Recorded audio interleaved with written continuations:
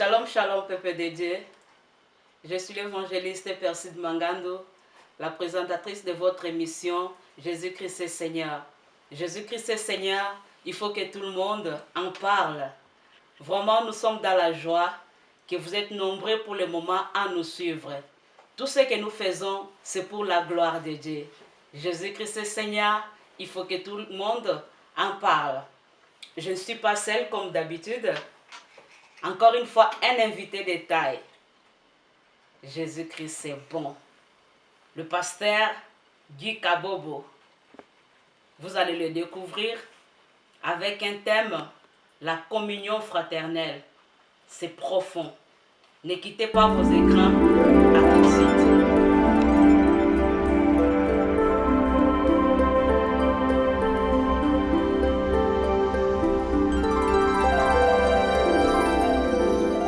Bienvenue dans votre émission Jésus-Christ est Seigneur. Jésus-Christ est Seigneur, il faut que tout le monde en parle. Je ne suis pas seule comme je vous ai dit. Je suis avec le pasteur Guy Kabobo de la communauté Les Affranchis. N'est-ce pas, pasteur? Oui, c'est comme ça, donc de la communauté chrétienne Les Affranchis de Christ. Soyez le bienvenu, pasteur. Merci beaucoup. Nous sommes dans la joie de vous accueillir dans cette émission Jésus-Christ est Seigneur. Nous parlons que de Jésus-Christ, rien d'autre que Jésus-Christ. Amen. Comment vous allez d'abord? Non, je vais bien. Vous allez bien? Quel message que vous nous apportez aujourd'hui? Les peuples de Dieu sont là. Si vous pouvez vous présenter, parce que j'ai dit seulement le pasteur Guy Kabobo, mais vous-même, comment vous pouvez vous dire que vous êtes qui? Bon, je réponds au nom de Guy Kabobo. Je suis marié, père de 2 enfants. Ma femme, elle s'appelle Isabelle Kabobi. Et nous habitons à Nido. Et je suis responsable de l'église communauté chrétienne Les Affranchis de Christ à Réconvilier. Les Affranchis de Christ à Réconvilier. Nous saluons tous les membres des Affranchis. Que le Seigneur vous bénisse. Nous vous saluons tous. Ouais. Que Dieu vous bénisse, tous les affranchis. Oui. Donc aujourd'hui, nous avons un thème qui parle de la communion fraternelle. Donc moi, je pense que c'est un thème qui va nous laisser vraiment entrer encore dans la profondeur de connaître c'est quoi la communion fraternelle, pasteur. Quand Christ a créé l'Église, donc je vais lire la Bible dans Actes des Apôtres, chapitre 4, verset 32. Acte 4, 32. Dans ma Bible, c'est la version du Semeur qui dit ceci. Tous ceux qui étaient devenus des croyants vivaient dans une parfaite unité de cœur et d'esprit. Personne ne se prétendait propriétaire de ce bien, mais ils partageaient tout ce qu'ils avaient. Waouh! Très profond. Donc, l'unité, c'est le cœur de la communion fraternelle. Et quand on détruit l'unité, on détruit la communion fraternelle. Sans la communion fraternelle, il n'y a pas d'église, il n'y a plus d'église. Donc, la communion fraternelle, c'est l'âme de l'église. Sans communion fraternelle, on ne parlera pas de l'église. Amen. Amen. C'est pourquoi il faut préserver, protéger, promouvoir et préserver cette communion fraternelle. Mais pasteur, comment on va protéger ça? Comment on va promouvoir ça? Parce que c'est quelque chose vraiment qui est profond. En écoutant ce que vous venez de lire, est-ce que vous pouvez encore lire ça à haute voix comme ça, le peuple de Dieu puisse saisir ça vraiment parce que c'est profond. Waouh! Je vais aller, mais en commençant d'abord, je voulais dire à quelqu'un.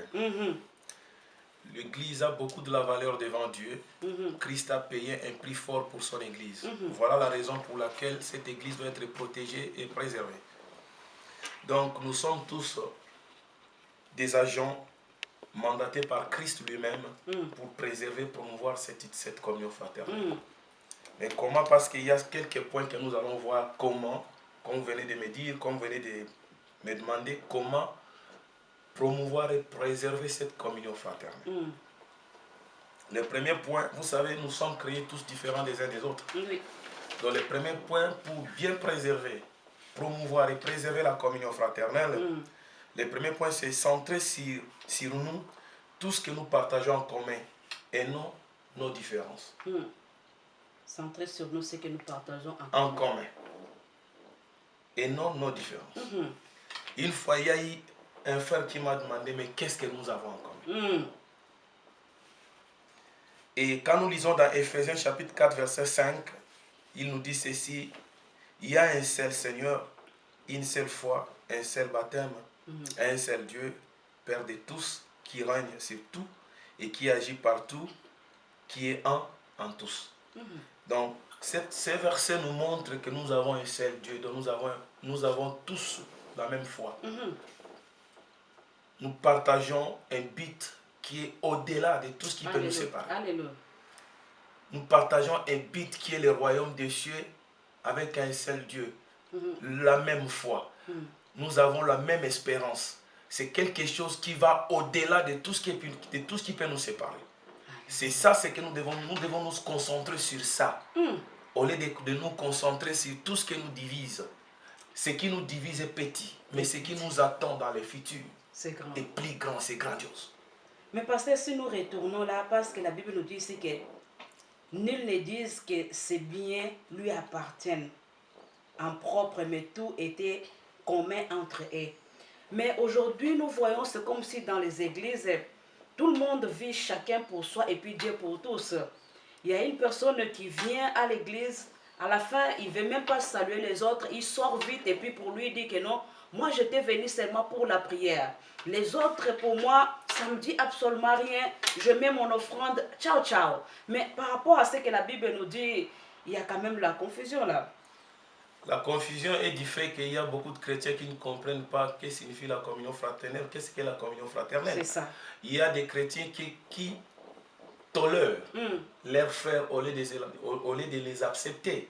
Quand il y a la communion fraternelle, il faut accepter ton frère, ta sœur, et non tolérer, puisque la tolérance a des limites. Ce genre de choses arrivent parce que la tolérance a atteint son niveau final. Mais si tu acceptes ton frère comme il est, tu sauras que l'Église, c'est l'ensemble des pécheurs, des grands pécheurs que nous sommes. Et tu verras que nous sommes différents les uns les autres. Je ne vais pas tolérer la différence qui est dans mon frère ou dans mon soeur, mais je vais l'accepter. Et c'est une richesse, cette différence. Une richesse. Très profond, pasteur, ce que vous venez de dire. Parce que nous voyons que Christ, il aime le pécheur, mais il n'aime pas les péchés. Amen. Donc, il faut que nous puissions accepter nos frères et sœurs, mais pas tolérer. Amen. Mais par là, qu'est-ce que vous pouvez encore ouvrir? Tolérer et accepter. Donc, parce que ça me fait déjà du bien là. Vous savez, nous devons nous concentrer sur l'harmonie. Puisque c'est l'harmonie qui aboutit à la croissance. Le problème, c'est qu'il y a des gens qui sont vraiment trop durs. Donc, qui aiment plus l'idéal. Mais c'est concentrer sur l'idéal sans pourtant voir la réalité. Il y a des gens qui voient la réalité des fossés à l'église, par exemple, des faiblesses à l'église. Et tellement qu'ils sont vraiment... ils veulent des choses correctes, la sainteté. Les gens croient qu'il faut que l'église soit sainte pour l'aimer. Il faut que ton frère soit saint pour que tu puisses l'aimer. Mais quand tu te concentres surtout sur ça, tu regardes la réalité qui ne reflète pas la vérité. Et qu'est-ce qui se passe maintenant? Les gens se découragent à l'église. Mais il y a une chose que nous devons savoir. Nous devons savoir ceci. Si nous nous concentrons plus, à ce que nos frères soient vraiment parfaits pour que nous puissions l'aimer, cette sainteté va nous repousser parce que nul n'est parfait. Comme je venais de dire tout à l'heure, l'église c'est l'ensemble des grands pécheurs comme nous sommes. Vous savez, il y a un pasteur allemand. Ce pasteur allemand s'appelle Dietrich Bonhoeffer. C'est un pasteur allemand. Et il était pasteur parce qu'il est mort. Il est mort martyr du nazisme. Il a écrit un livre qui est vraiment très intéressant. Le livre qui s'appelle La vie ensemble. La vie ensemble. Donc, c'est le deuxième point maintenant que je vais citer pour préserver, promouvoir la communion fraternelle. Donc, deuxième point, le premier point, je disais, c'était nous devons nous centrer sur tout ce que nous partageons en commun et non nos différences. Le deuxième point, c'est soyons réalistes dans nos attentes. Nous devons être réalistes dans nos attentes. Donc, vous voyez, comme je venais de dire tout à l'heure, c'est facile de voir des fossés dans l'église. Donc, de voir des erreurs dans l'église. Donc, oui, nous savons tout ça, que toute église a ses faiblesses, toute église aussi a ses problèmes. Il n'y a aucune église au monde qui est parfaite, comme je venais de dire tout à l'heure. Donc pourtant, nous devons aimer passionnément l'église de Dieu. Nous devons aimer passionnément l'église. Donc parce que celui qui désire profondément l'idéal en critiquant la réalité, c'est un signe d'immaturité. Mais de l'autre côté aussi, se concentrer seulement sur la réalité en laissant de côté l'idéal, c'est aussi de la complaisance. Nous accepter d'abord les uns les autres. C'est pourquoi Dimitris Bonhoeffer a écrit quelque chose, il a dit ceci dans ce qu'il a écrit. Donc c'est un pasteur allemand qui a écrit ceci, il a dit, dans son œuvre, il a dit, être déçu par son église locale est une bonne chose, car cela détruit les fausses attentes de perfection. Il a ajouté encore, il a dit, plus vite on abandonne l'illusion qu'une église doit être parfaite pour l'aimer, plus vite on accepte de faire semblant et on comprend qu'on est tous imparfaits et qu'on a besoin de la grâce de Dieu. On a besoin de la grâce de Dieu, oui. Vous voyez donc, accepter ton prochain, c'est accepter que je suis pécheur et mon prochain aussi est pécheur. Il y a seulement Christ qui est sans péché, qui est mort pour nous et nous avons tous besoin de la grâce de Dieu. Là, pasteur, vous avez touché encore quelque chose qui est merveilleux. Si nous voyons dans la communion fraternelle, donc le pardon doit jouer aussi un rôle qui est capital. Parce que si aujourd'hui, si nous voyons, il y a la division qui entre dans les églises, pourquoi? Parce qu'il n'y a pas le pardon. Il y a une personne qui préfère quitter l'église à cause de quelque chose qui s'est passé, au lieu d'accepter, comme vous venez de dire là, de dire que non, nous tous nous sommes des pécheurs, mon frère, ma soeur a fait quelque chose, je peux le pardonner et puis passer à autre chose. Mais non, il n'y a pas la communion, mais c'est tout de suite la séparation. Je ne sais pas là, pasteur, il y a quelque chose qui joue pas là. Oui, comme vous venez de dire, le pardon, vous savez, il est trop petit, mais la bouche d'un orgueil ne connaît pas le goût du pardon. Donc ça, c'est très important.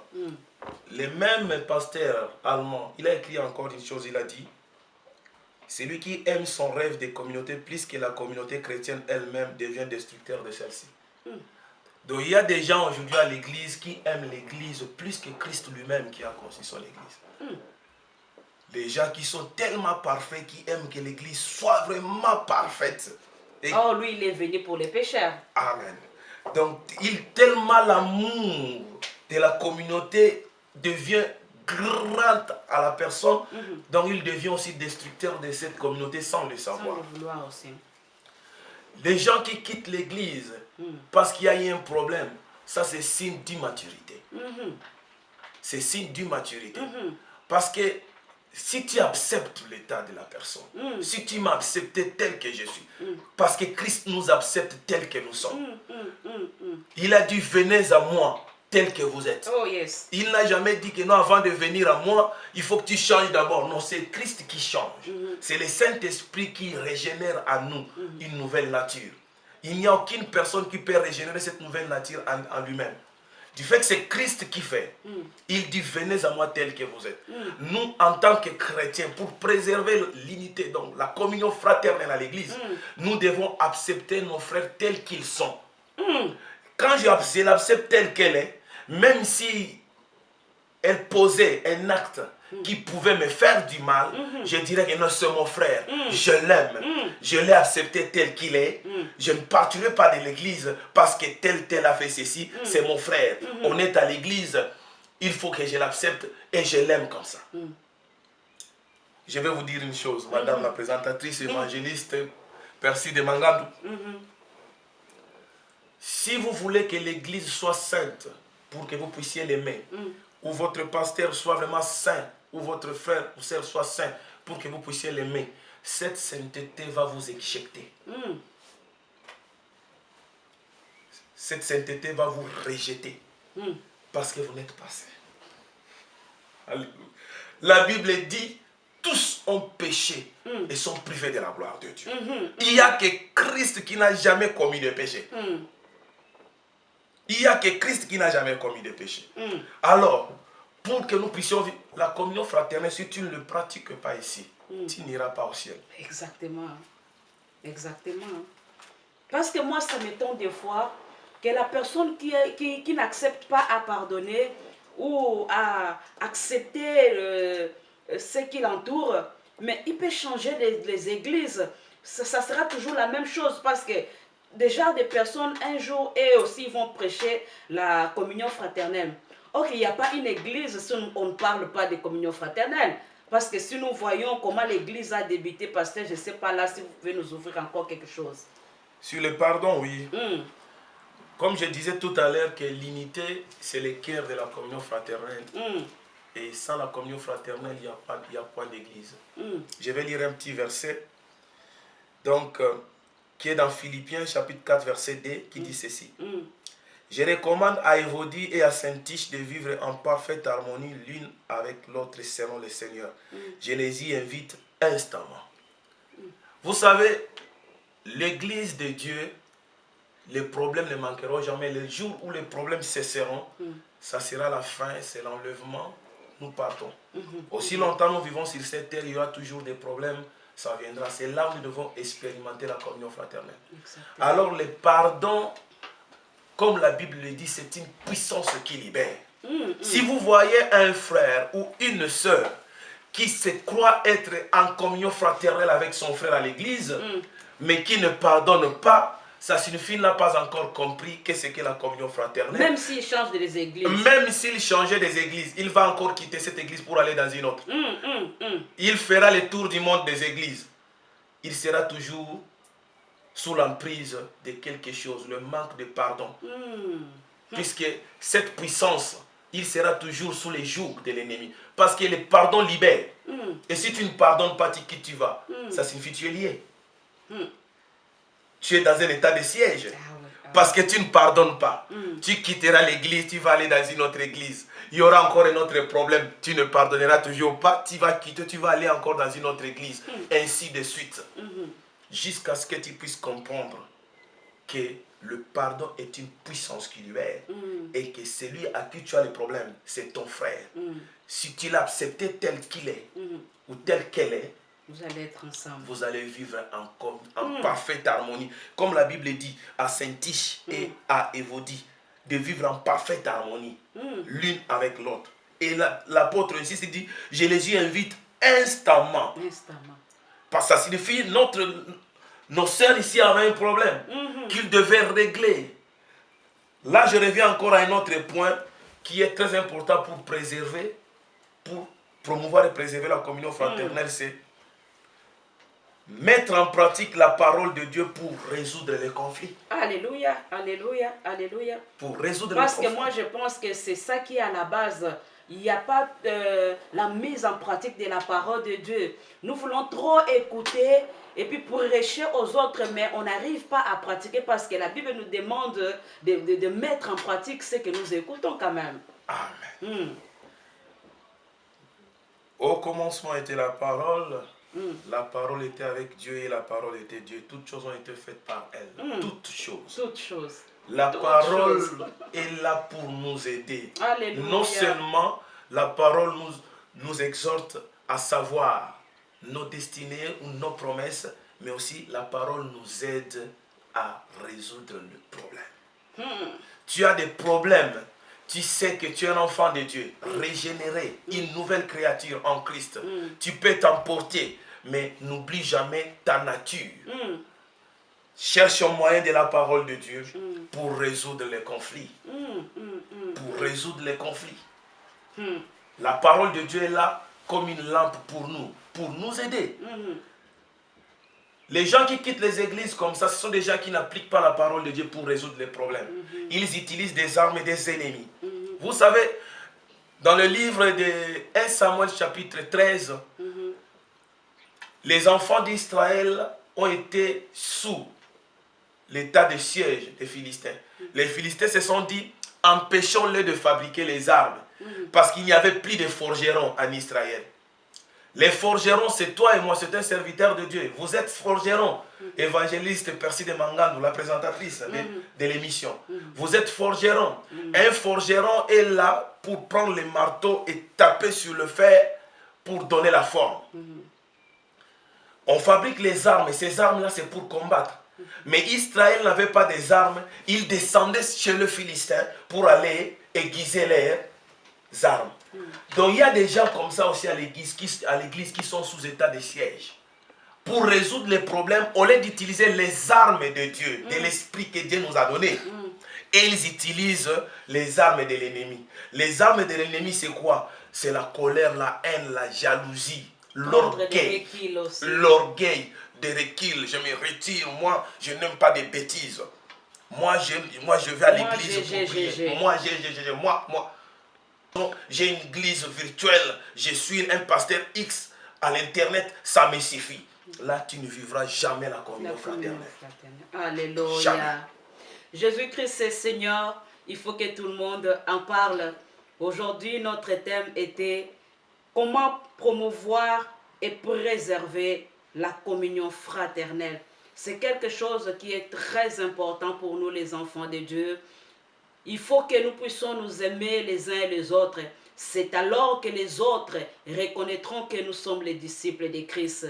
Vraiment, que le Seigneur vous bénisse abondamment. Nous sommes presque à la fin de notre programme.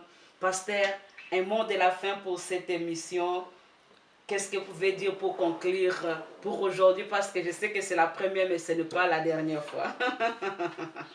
J'ai conclu en ceci, oui. La communion fraternelle est très importante, c'est ça qui fait que l'Église continue à subsister.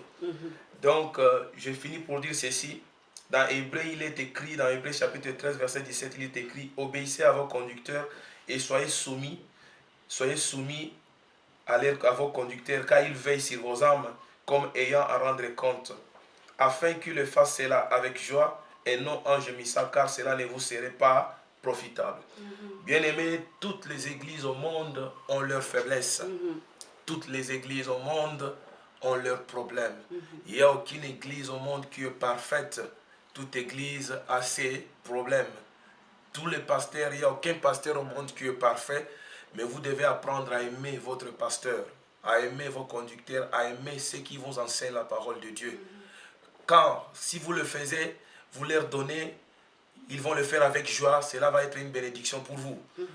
Mais si vous les critiquez, l'un des points que je n'ai pas cité ici, je sais que les missions continuent, ce n'est pas la première, on en parlera toujours. De toutes les façons, on dit tout le monde doit en parler.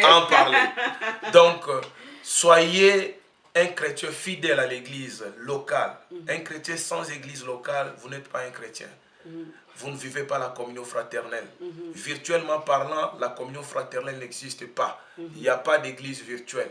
L'église locale est très importante. C'est un instrument que Dieu a mis pour vous aider à grandir dans l'esprit, à comprendre le mystère de Dieu.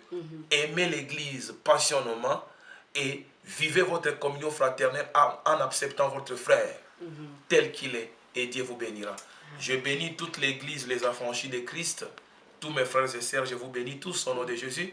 Et je salue aussi tous les hommes de Dieu. Je salue les bâtons de commandement, le pasteur Dosité Mangandou. Je salue le pasteur Djanzenza. Je salue le pasteur Zouzi, Bishop Frank, pasteur Gustave. Et je salue aussi en Irlande. Je crois un jour il passera aussi à l'émission. Le pasteur Jean-Pierre Akemba. Et toute la communauté Rama, je vous salue tous au nom de Jésus. Suivez cette émission parce que c'est un très bon outil que Dieu a mis à la disposition des chrétiens pour notre évolution. Alléluia. Que Dieu vous bénisse tous. Que Dieu vous bénisse. Peuple de Dieu, nous sommes à la fin de notre programme. Je suis sûr que le paix que nous avons parlé, vous avez saisi quelque chose, bien-aimé. Le Seigneur nous demande la communion fraternelle. Il faut que nous puissions nous pardonner. Il faut que nous puissions accepter. Ne tolère pas, mais tu acceptes ton frère et ta sœur.